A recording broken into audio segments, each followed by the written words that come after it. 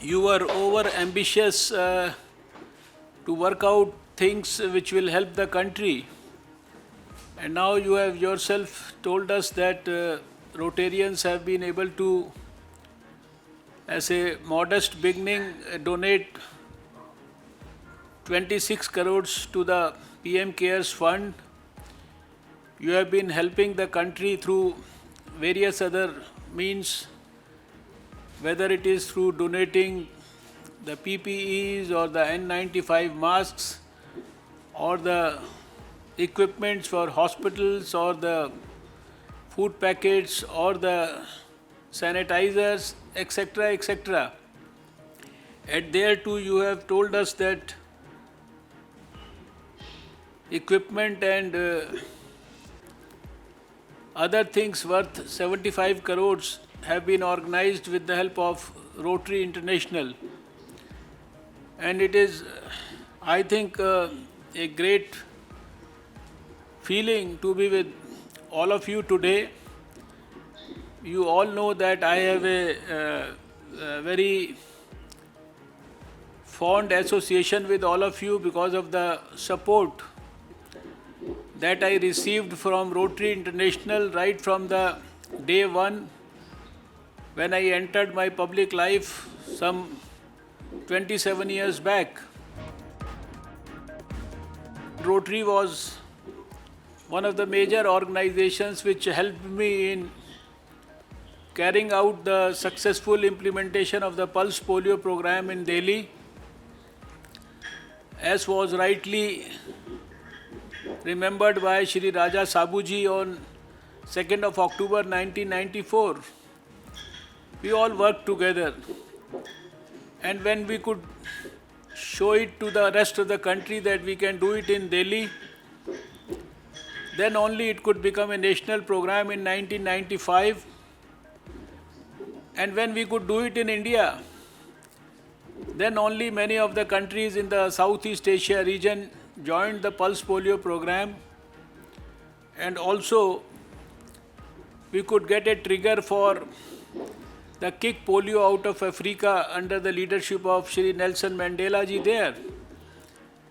And today we are so happy, so contented, and I think that the feeling of satisfaction and pleasure cannot be described in words, because in a country which was home to 60% of the polio cases of the whole world, and when we used to say that we want to immunize every child, we want to bring every child to a polio kendra on a single day at the same time, many people in this country used to mock at us.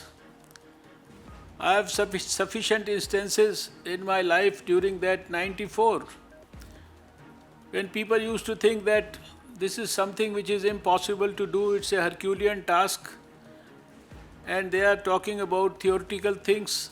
How can you bring all the children to the polio kendra at the same time?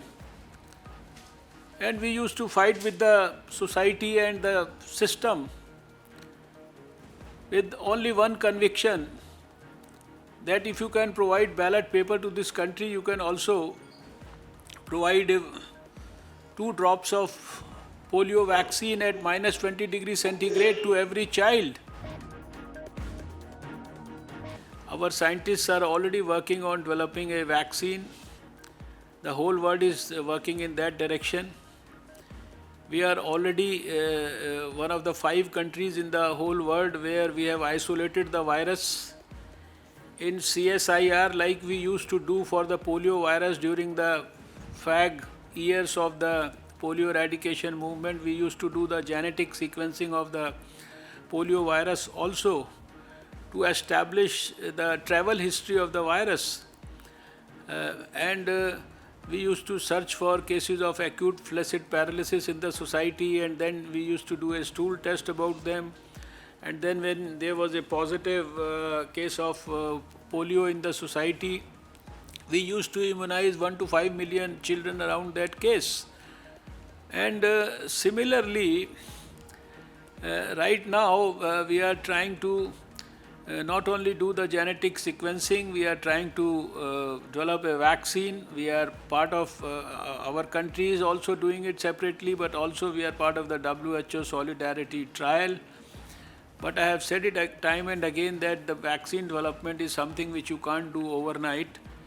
It will take some time. It may take 1 year, it may take more than that. If we are very lucky, we may get it in months. But that is certainly a long wait, and certainly a significant wait in terms of the way the disease is trying to disturb the whole world. So right now the biggest weapon with us, which I have named as a social vaccine, it may not be an individual vaccine which protects one person, but there is a social vaccine, and that is social distancing and of course lockdown. Both these things combined together could prove to be the most potent social vaccine right now in the most troubled times. There has been tremendous support from the Prime Minister and his team. He has been also helping and guiding the Health Ministry right from the day one. He is himself leading from the front. He is monitoring things at his level also. He had the guts to declare a lockdown, as you also rightly said, that for a country of 1.35 billion to take a decision of locking it down for 40 days, it's not a small decision. You know how much of talk is about the impact on economy and many other related issues, but there also the government has taken enough care of simultaneously handling the economic issues, simultaneously trying to help the poor people, simultaneously strengthening the health budget, etc., etc. And as we have seen the Prime Minister over the years, so even if it is a tough decision which people may not like immediately, he doesn't wait for a moment to take that decision if it is in the larger interest of the society and the people. So that is the type of support that we got from the Prime Minister, and we in the Health Ministry are extremely grateful to him to have taken the advice of all the health professionals, our scientists, our experts, and then act in a manner which would bring India in the forefront of the war against COVID-19.